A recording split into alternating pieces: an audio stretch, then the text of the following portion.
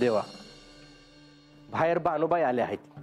चोडप्पा, तिला आतमध्ये बोलवा. जी देवा.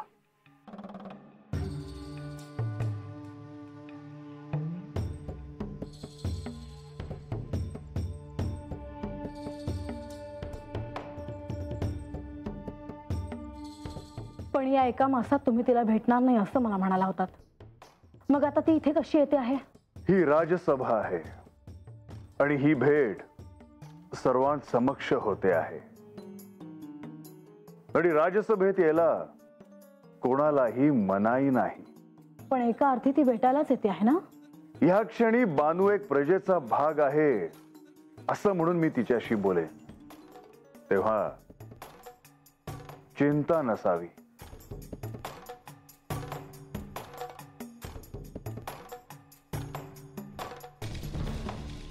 ए ए कुठे चाललीस मोरे वर्तवण करून?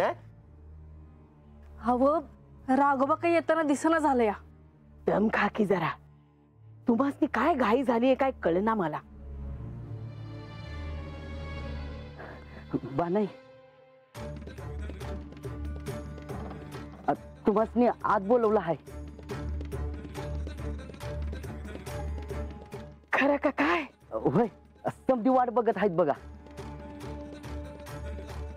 या.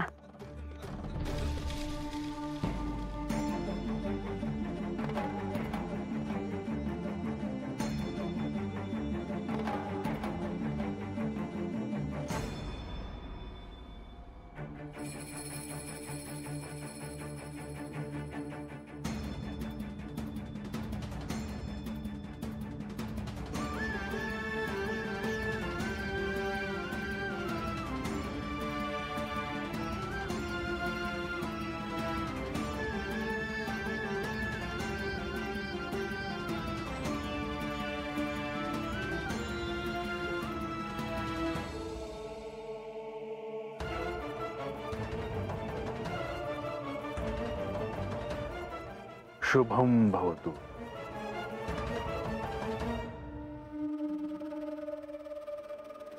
शुभम भवतु.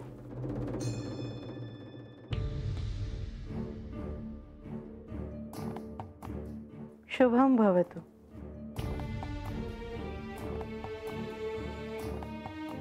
आता तिला सत्य कळावं म्हणून तुम्ही दोघं तिला सहाय्य करणार आहात का?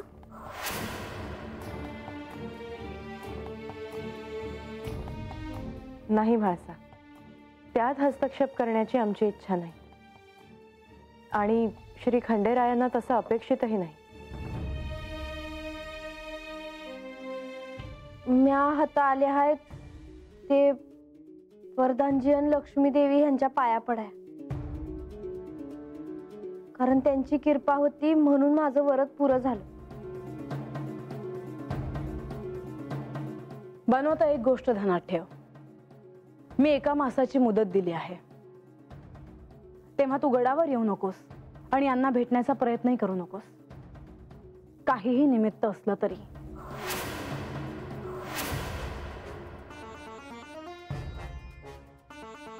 होय, मी हे ध्यानात ठेव. पर 1 मास झाल्यावर तरी मला देवासनी भेटता येईल ना? तू त्याचीच वाट बघ. जी, तुम्ही सांगाल तोवर मी आज देवांची भेट घ्याया वाट बघत. कारण माझी भक्ती आहे देवांवर आणि मला ठाव आहे माझी भक्ती बघून ते मला भेटत्यालच. काही दिवस थांबानो. या सगळ्याचा सोक्षमोक्ष मला लावायचा आहे आणि तो लावल्याशिवाय मी राहणार नाही.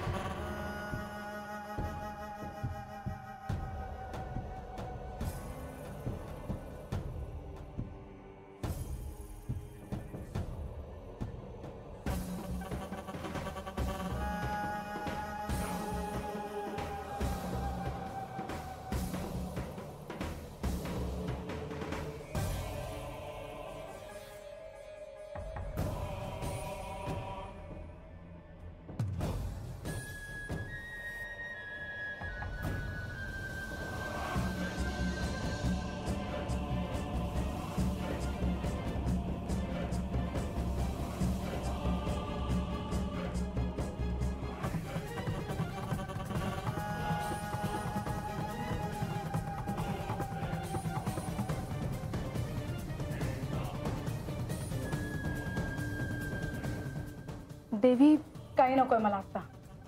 मला एकांत हवा आहे. माझ्या आसपास मला कोणी नकोय.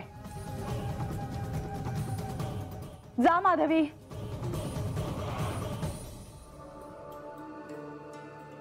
म्हाळसा ग, काय हे वागणं बरं दिसतं का? असं राज्यसभेतून निघून यायचं म्हणजे? मग मी काय करू आई, जी राज्यसभेत माझी आज्ञा मोडून माझ्या समोर उभी राहते, जिला माझ्या समोर मला बघायची इच्छा देखील नाही. तिच्या तपाविषयी अभिमानाने सांगितलं जातं आणि ते मी पाहू. तू बरोबर आहेस म्हाळसा, पण तू या जेजुरीची साम्राज्य देखील आहेस. आणि आज जे काही घडलं त्याकडे तू जेजुरीची साम्राज्ञी म्हणून देखील पाहायला हवं होतंस. हे तू बोलतेस आई, आणि याचं मला खरंच आश्चर्य वाटतं आहे. तू बदललीस आणि ते का कुणास ठाऊक. तुमच्या पोटी जिने जन्म घेतला आहे त्या प्रत्यक्षात श्री महादेवांच्या अर्धांगिनी श्री पार्वती देवी आहे. नाही म्हाळसा, मी तुला असं म्हणालेच नाही की तू चुकीची आहेस, तू अयोग्य आहेस. मला केवळ इतकंच तुला सांगायचं होतं की असं सर्वांसमक्ष तू राज्यसभेतून निघून येणं उचित नाही. नसेलही, पण ती हे सगळ्यांसमोर सांगत असताना माझा राग राग होत होता. खरं तर मला काय वाटतंय हे मला सगळ्यांना सांगायचं होतं. माझ्या मनाला काय यातना होत आहेत हे देखील मला सगळ्यांना सांगायचं होतं. पण नाही, मी माझ्या मनावर संयम ठेवला. म्हाळसा, म्हाळसा शांत हो बरं. आई, मी तिला सांगितलं होतं की 1 मास तू यांना भेटायचं नाही, पण तिने ते मान्य केलं नाही आणि आज ती यांना भेटायला आली. तुझा राग स्वाभाविक आहे म्हाळसा, पण परिस्थितीच अशी आहे की त्यावर पर्याय नाही. या साऱ्याचा मला त्रास व्हायला लागला आहे आई, आणि म्हणूनच कुठेतरी दूर निघून जावं असं वाटतंय. हे काय बोलतेस तू म्हाळसा? हो, मी खरं तेच सांगते आहे. मला असं वाटतंय की मी या सगळ्यापासून दूर जाऊ. हा विचार आता माझ्या मनात ठाम होतो आहे, आणि असं वाटतंय की लवकरच आता मी या निर्णयावर येईन. माझ्या आसपास मला आता कोणी नको आहे. मी निघून जाईन कुठेतरी अज्ञातवासात, एकटीच.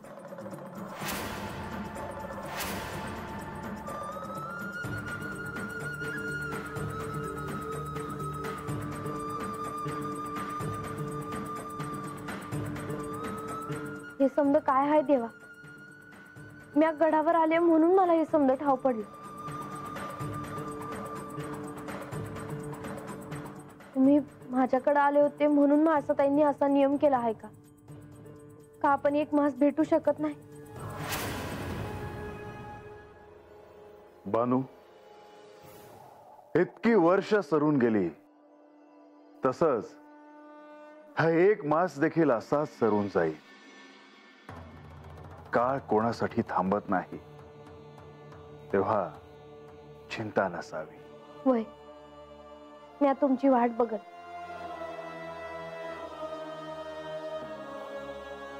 हरिष्णुदेव आणि महालक्ष्मी देवींनी जी माझ्यावर कृपा केली ती मी कधी बी विसरणार नाही. बानू, ज्या माणसांवर तू प्रेम केलंस त्यांचे प्रश्न सुटले म्हणून तू आनंदी आहेस ना? वयजी, ह्या तर सुखात आहे. आता काय बी कमी नाही माझ्याकडे, तर तिथल्या माणसांसाठी काय बाय करावं अशी इच्छा होती माझी. ती तुमच्यामुळं पुरी झाली जी. बानू, तू ये आता. काही महत्वाचं असेल तर सेवकांकरवी संदेश पाठव. जी, येते म्या.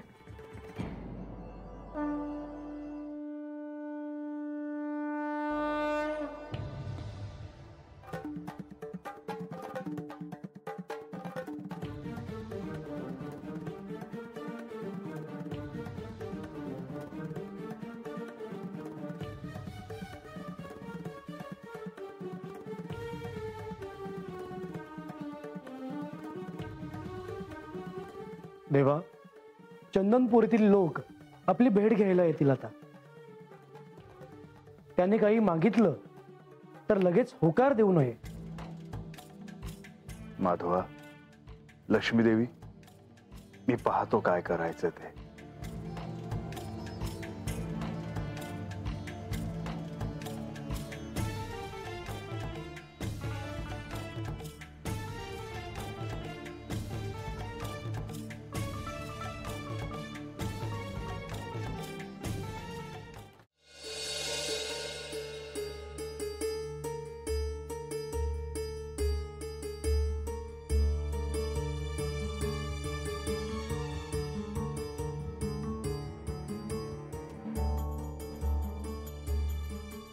म्हाळसा, राज्यसभेतून निघून इथे असं आलेलं मला आवडलेलं नाही. मलाही सगळ्यांसमोर माझी जी शोभा झाली ते मला आवडलं नाही. मला असं वाटतं की तुम्ही दोघांनी बोलावं. आम्ही येतो. नाही, तुम्ही सर्वजण इथेच थांबा.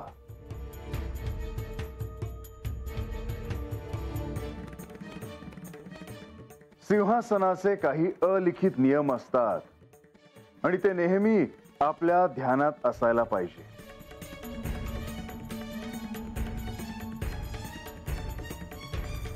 ते माझ्या ध्यानात आहेत आणि म्हणूनच आजवर मी माझे दायित्व पार पाडत आले आहे. म्हाळसा, जेव्हा तू त्या राजसिंहासनावर विराजमान होतेस तेव्हा तू केवळ माझी अर्धांगिनी असतेस असं नव्हे, तर त्यावेळी तू या राज्याची साम्राज्ञी अधिक असतेस.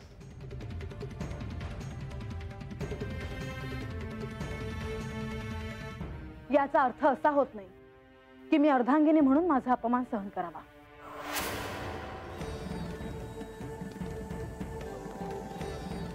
या इथे तुझा कोणीही अपमान करत नाहीये. किंबहुना तुझा सन्मानच राखला जावा यासाठी प्रत्येक जण प्रयत्न करत आहे. मी बोलू का?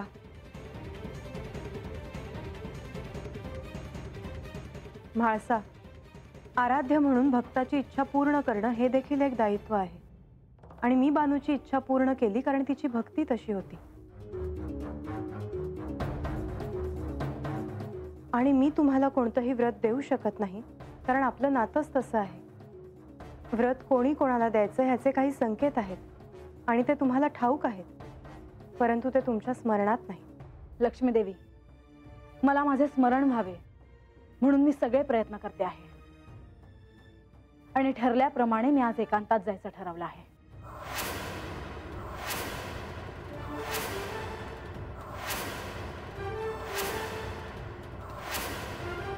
तू कुठे जाणार आहेस?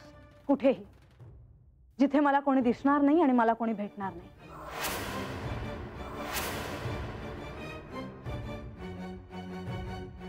म्हाळसा, अगं अशी एकटी कशी कुठे जाशील? आपण तुला एकांत हवाय तर अशी व्यवस्था करू. अगं मी तुझ्या सोबत येते. हे बघ, तुला काय हवं काय नको हे पाहायला नको का? त्याची काही आवश्यकता नाही. मला मौन आणि एकांत हवा आहे. तू इथे नसशील तर राजकारभाराचे कामकाज आम्ही पाहू, परंतु आख्यानाचा जो संकल्प आहे त्याचे काय करायचे?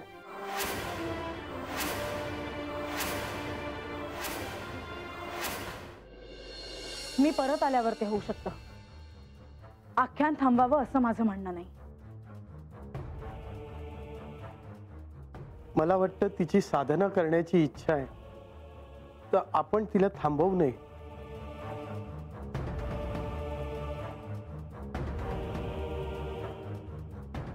देवी, आपल्याला आम्ही असे वनात एकटे पाठवू शकत नाही. तिथल्या निवासाची सोय केली जाईल, मगच आपण निघावे. मी ब्राह्म मुहूर्तावर निघणार आहे. तोपर्यंत जी व्यवस्था होईल ती मी स्वीकारेन. अशी व्यवस्था होईल. आपल्याला स्थानावर सोडण्याची व्यवस्था नक्की केली जाईल. त्यानंतर आपल्याला जो एकांत हवा आहे तो तिथे नक्कीच मिळेल.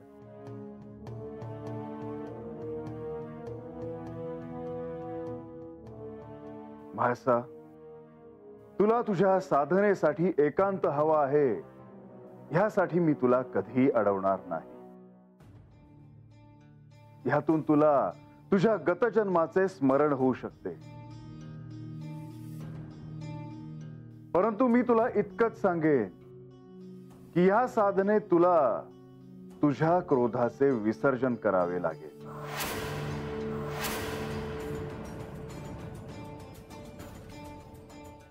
कारण तुझे स्वरूप हे ममत्वाने भरलेलं आहे. माझ्या क्रोधाला तुम्ही जागवलं. मी माझ्या आराध्यावर प्रेम केलं, माझ्या पतीवर प्रेम केलं, त्याचं कोणीतरी विभाजन केलं. त्याचं दुःख काय आहे हे केवळ म्हाळसाच जाणू शकते. दुःख होतं म्हणून तो क्रोध होता.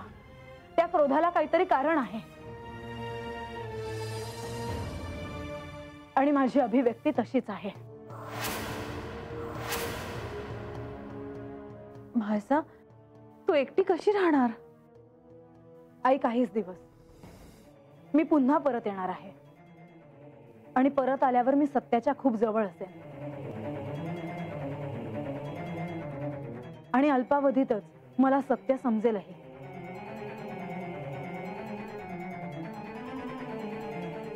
आमच्या सदिच्छा तुमच्या सोबत आहेतच.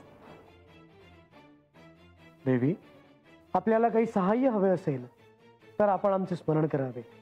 बंधू म्हणून आम्ही उपस्थित राहू. मी येते.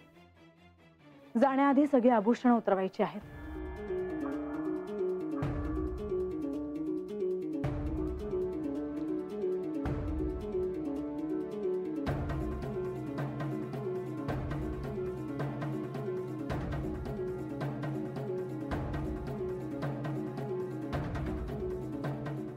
तिची जशी इच्छा आहे तसंच होऊ द्या. कारण ह्यातून शुभ तेच घडे. म्हाळसेने दृढ निश्चय केला आहे, हा शुभ संकेत आहे. आणि आज हे सर्व काही केवळ यासाठीच घडत असावं.